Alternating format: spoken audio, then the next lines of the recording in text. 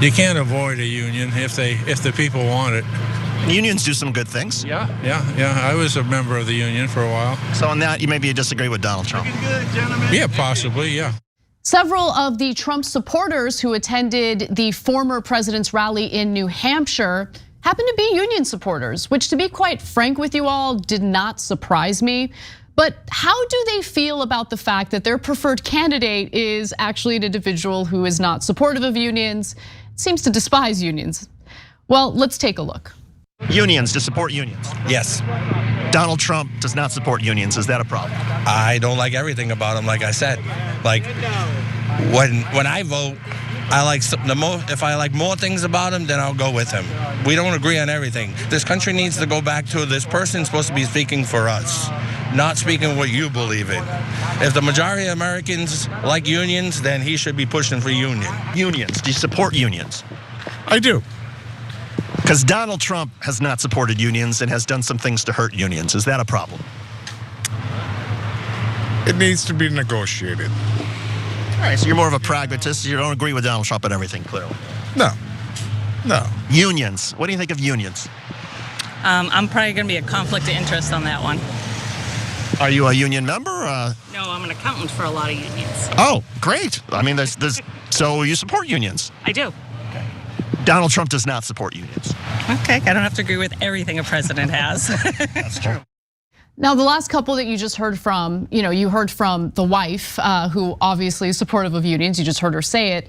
Her husband is actually not supportive of unions. So that's an interesting relationship, to say the least. But I thought it was kind of interesting, Cenk, that they support unions. They know that Trump doesn't, but they're willing to, I guess, turn the other cheek and not ding him for that. Probably because they might look at the other side of the political spectrum and see other elements of the Democratic Party that they like less. So maybe that's where it comes from. But I'm curious what you think about it. Yeah, so I watched a lot of those interviews that Schuster did for us at that Trump rally over the weekend. And you should too, by the way, youtube.com/theyoungturks. We're gonna put up a lot of those videos. They're always super interesting. And in this case, there were other guys he interviewed that said, no, I don't care. Whatever Trump says is like basically God's commandment. I don't disagree with anything Trump says, and so if he's against unions, then even if I like unions, screw unions. Okay, so my point in telling you that is not that all Trump fans are like that. You just saw a whole bunch that are not like that, right? They're a mixed lot. So yes, some of them are full MAGA cult, and they say, okay, my previous positions I'll throw into a dumpster and light it on fire if Trump's against it, right? But a whole bunch of them are saying, oh, okay, I disagree with him on that, but I agree with him on other things, and so I'm gonna overlook that. Which, by the way, we all do, right? There's things that I disagree with Bernie Sanders on, and I overlook it because he's much better than the alternative in the last 2 presidential races, right? So that's that. I get that. To me, what stood out in both groups is how well Donald Trump does marketing. Because so many of his almost none of his supporters know that he's against unions, which, by the way, also goes to how poorly the Democrats do marketing in politics. That's true, but also unions, not something that corporate media is really interested in covering. That's another good point. So they'll ding Donald Trump on culture war or identity issues, but they won't ding him on his lack of support for organized labor, because they also don't support organized labor. Go ahead. Totally, but there's one other thing though. So many of his supporters talk about, no, he's for jobs. How do you know he's for jobs? Because he says it all the time. This is elementary politics. I don't think Donald Trump is very bright. If you watch the Young Turks, you've seen me say that 1,000 times, right? But he gets one thing right, marketing. And meanwhile, the Democrats are like, what is that? Are we supposed to speak? Yeah, you're supposed to speak. You're supposed to make your case. So people have at this point, like if you're knee deep or neck deep in politics, you know the Democratic Party historically has been for the average guy, has been for unions, has been for higher wages, etc. Historically. But if you're a normal average person in America today, You don't know that at all because the Democrats never talk about it, right? In fact, you might think the opposite of the Democratic Party, as you're about to hear from this one final individual who we spoke to at this Trump rally. I think what he had to say here was enlightening. So let's take a look at what he has to say and I'll break it down further. Listen, I've been working in the union since '88, okay? And when Trump came in, that's when you saw the transition from 2015, by the end of his term in 2020, that's when you saw, I would say there was about 80% of the guys all Trump. And now, I swear to God, over 95%. And so union guys support Donald Trump because what does Donald Trump do for unions? He brings jobs to America, that's what he does. So it matters more the job creation than whether he actually supports unions himself. Pro-American policies. What comes around goes around, right?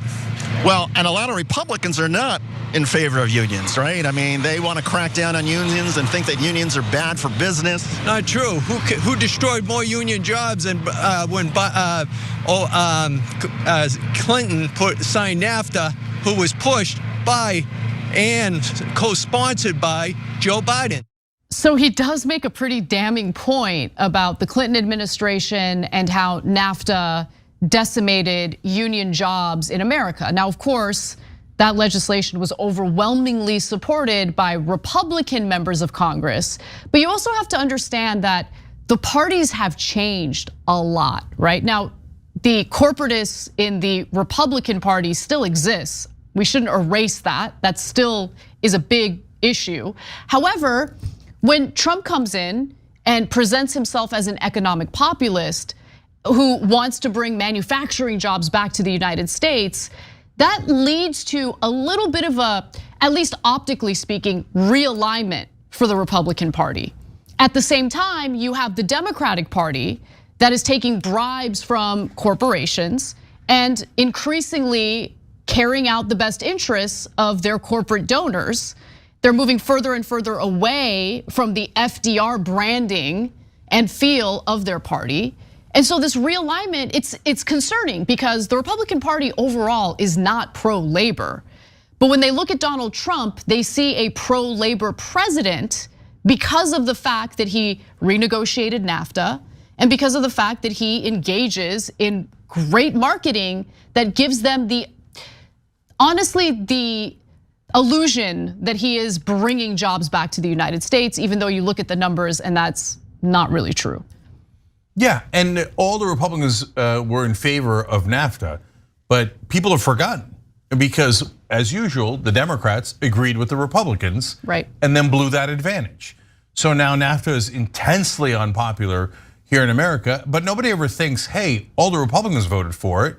They think Bill Clinton, he was in charge. And they did the same thing with the Iraq war in a sense.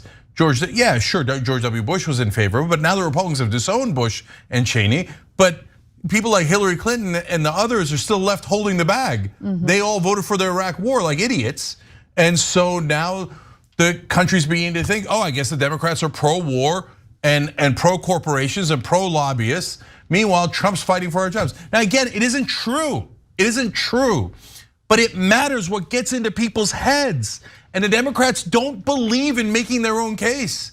They just lay down every time and they think that's sophisticated and gentlemanly thing to do. But Jake, no, Trump is blaring from the rooftops, I'm for American workers, when he's the exact opposite. And nobody even bothers to prove him wrong. Can I ask you something, Cenk? And this is maybe gonna set members of the audience off, might even set you off. But what case does the mainstream Democratic Party have to make when it comes to being in favor of labor? What case do they have to make? Right now, the current Democratic Party. Yeah. Look, yes, there's some progressive sprinkled in there.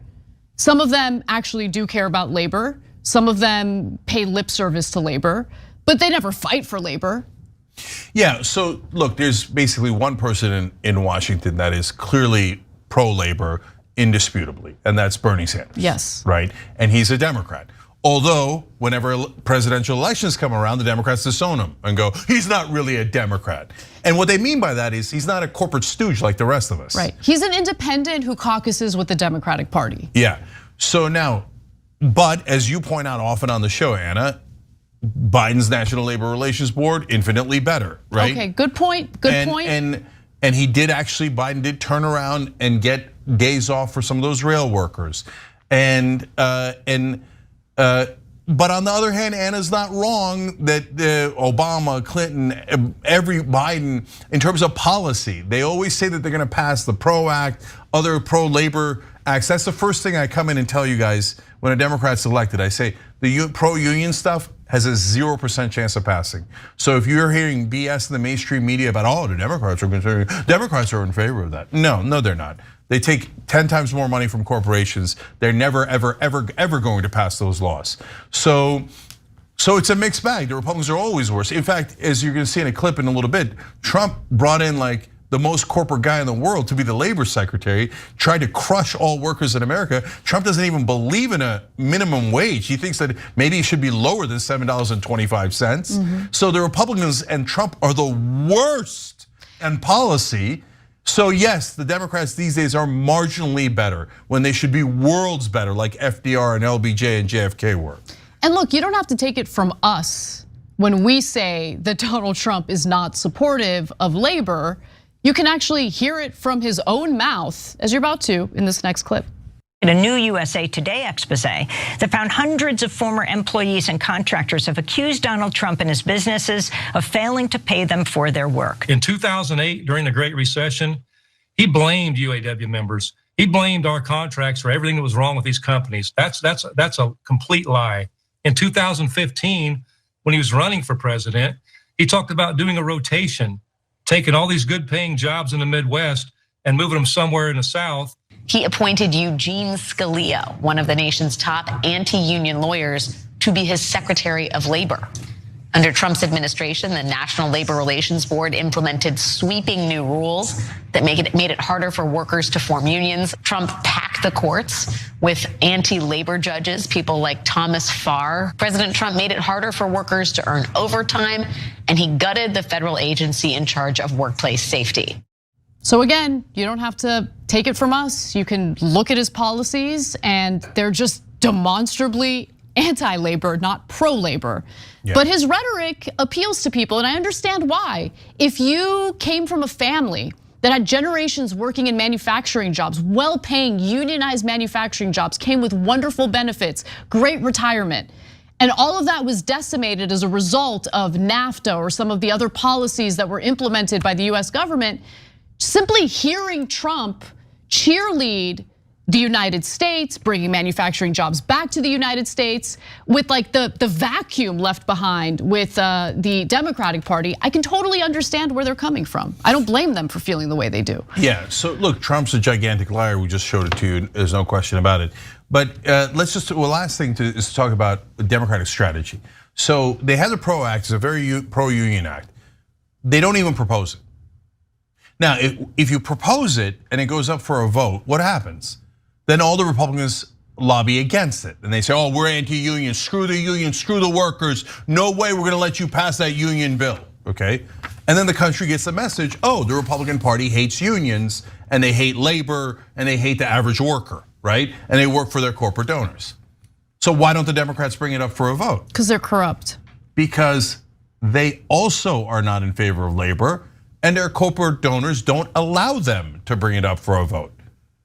And the Democrats go, yes, sir, we will go and pretend, we'll take all the union money too, by the way, and we'll pretend to be on the side of workers, and then we'll screw them over. We won't even propose it.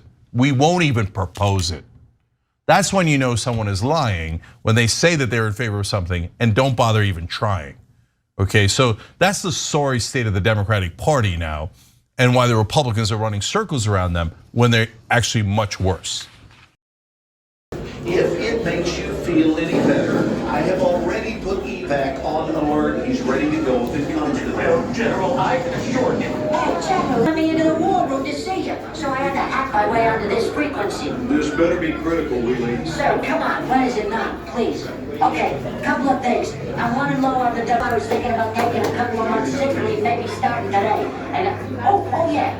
I intercepted a transmission from Megatron. Then send it through. Yes, sir, right away, sir. And so I'll assume that we're going on the other stuff. This is your last warning, insects. Relinquish what remains of the Allspark. So who's the insect? You? What?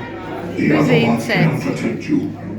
They were defeated on our world, and we will defeat them here. This was just a diversion. Security teams, bring him up. Ravage, he's already inside. Deeds! Give me an update on that reserve. Boss readiness. What was his name? Evac, sir. Right, evac.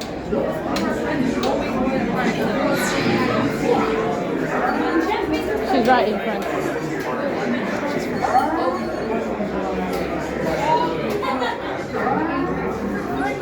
We are facing a heavy, sustained attack. They appear to be after the Allspark.